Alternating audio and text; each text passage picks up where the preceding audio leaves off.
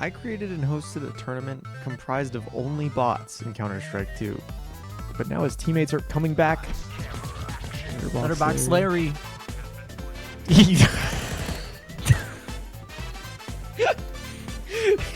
also jumps off the edge.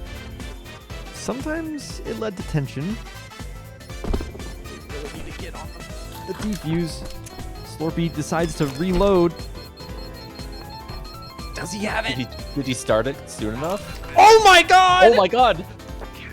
They're stuck in vent. They thought they had it. Other times it led to frustration. They're both posted up in an interesting position. Ivana staring at the fountain, but spots three, gets him all and backs away. Spray Duster gets locked in the corner and gunned down. But a lot of the time, it was just really funny. Spots the last two, tries to get into vent, but can't, so he just kills one instead. CT's spreading out a little bit, making sure that they have full coverage.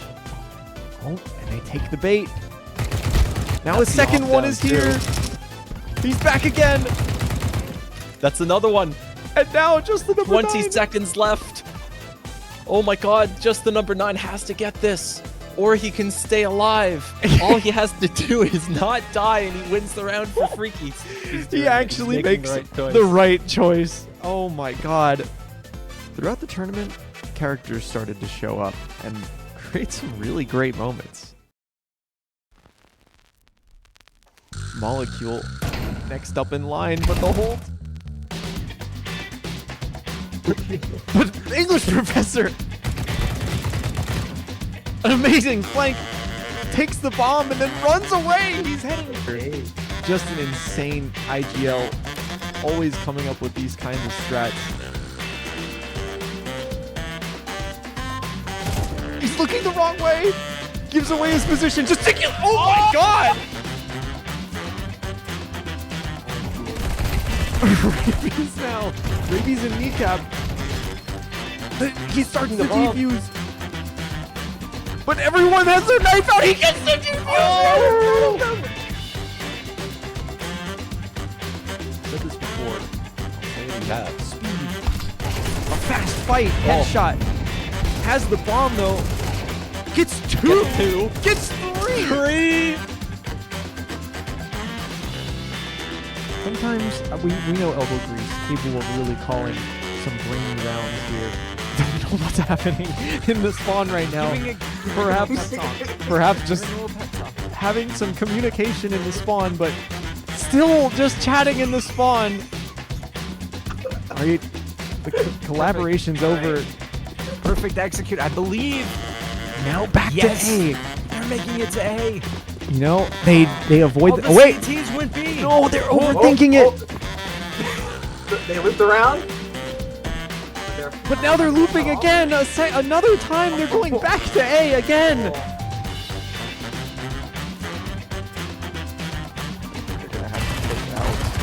Oh my god, Throckmorton with a 4K with spray the through the quad. smoke. Oh my god. Just a beautiful spray. Pulling one final insane round back. I'm making this video as sort of like a post-mortem to talk about what I learned, the interesting things about the league, and to talk about what I wanted to do with Season 2 and beyond. I mean, first off, I just had a lot of fun. It was a very enjoyable thing to do, a little side project that I've been working on, and consumed a lot more hours than I expected, and I put a lot more work into it than I expected too, and it was fun the whole way through. It did give me a very deep appreciation for the casters, producers, commentators, everyone involved in the production of high-level Counter-Strike gameplay.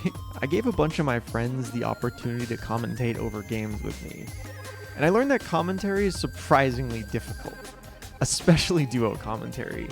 I mean, knowing what to say at the right time, what thing to talk about, and also every now and again trying to be funny, it's a lot to handle all at once. Honestly, I was kind of surprised that, like, before every game, I was actually, like, kind of nervous to start. I know this is just a silly little side project and it didn't actually get that many views, but, like, before I hit the record button, I was kind of sweating a little bit. And specifically duo commentary, I have like Scrawny and Launders, the GOATs. I mean, Henry and Hugo, Sponge and the Machine, they're all so good at duo commentary, and I have such a deep appreciation for it now because like not interrupting each other while also making sure to fill like quiet moments and, you know, having that natural flow is like, you can get part of the way just from starting and trying it out yourself, but they are just so talented, and I really appreciate that.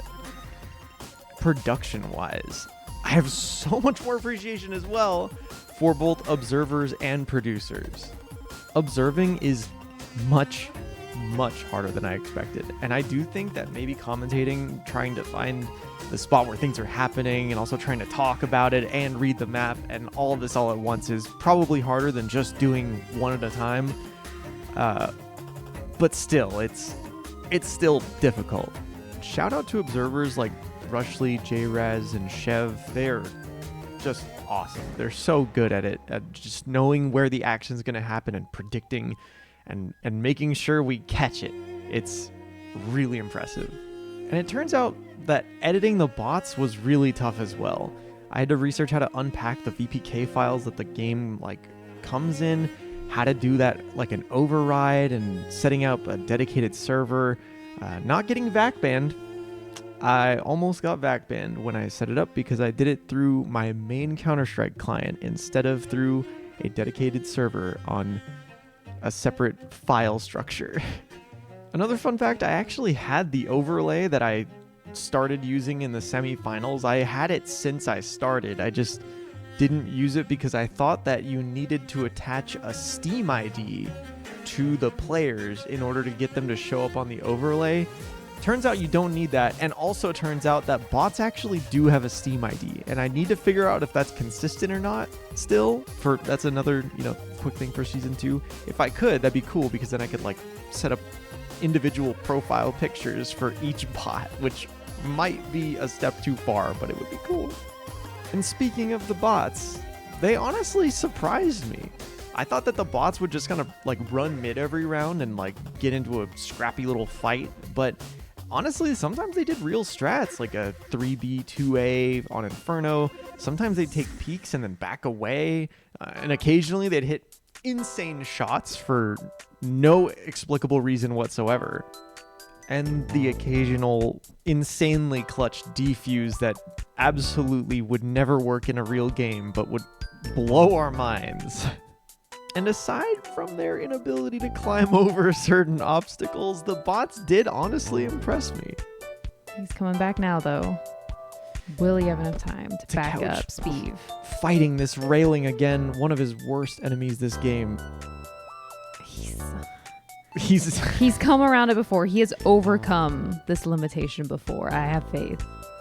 The time is ticking down. Yeah, that's Maybe time is not looking to favor Takouch. He doesn't have a kit. Maybe his mouse stopped working. And finally, I'm really excited for season 2. I have so many ideas. I think there's like a crazy amount of potential here for just the BSL Bot League in general. Like, the production can go as crazy or as scaled back as I want it to, and I want to err on the crazy side. I have some really cool ideas. I want to do more like meta content. Like, my friend actually made a promo clip for his team. My friend Will, the owner of the Galveston Melon Ballers. Between Team Freaky and Team Warrior Cats, I say they can all line up and kiss my ass. Let me read you a couple of the names on this list. Slorpy? More like sloppy. Next. Nebula. Okay, maybe like your namesake, you might be a star one day, but you are nothing right now. Next. I actually also improved the bots a lot. Like, they were okay, they were pretty bad, like pretty terrible. It made for some funny moments. However, their fighting was very frustrating on occasion, and I have hopefully fixed it. I'm gonna put a clip of their new combat potential here. Oops, I forgot to record desktop audio so you get to listen to me. But, I mean, yeah, their reaction time is significantly better, and they shoot a lot better, and they're a lot more accurate. And they like pre-fire and stuff, but like they're still a little dumb. And hopefully, I mean, I think there's a lot of charm to the way that the bots play. So I'm excited for them to hopefully still make those bot type decisions, but just be better at shooting. Because I think it'll make for a more interesting and more fun tournament for Season 2 specifically. And lastly, I wanted to do some like team drama. So I think Polycubic is going to get their core bought by a new team, and maybe English Professor and Gesticulator might re-show up, but I think Polycubic might be done for. Also, really quickly, I wanted to show off the cool assets that we got for Season 2.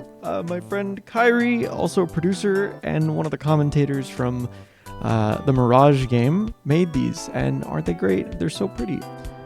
Thank you all for watching. I hope you've enjoyed. I certainly did, and I hope to see you in Season 2, because I got some cool stuff, and I'm hoping it goes well. So thank you guys, and I will see you in Season 2.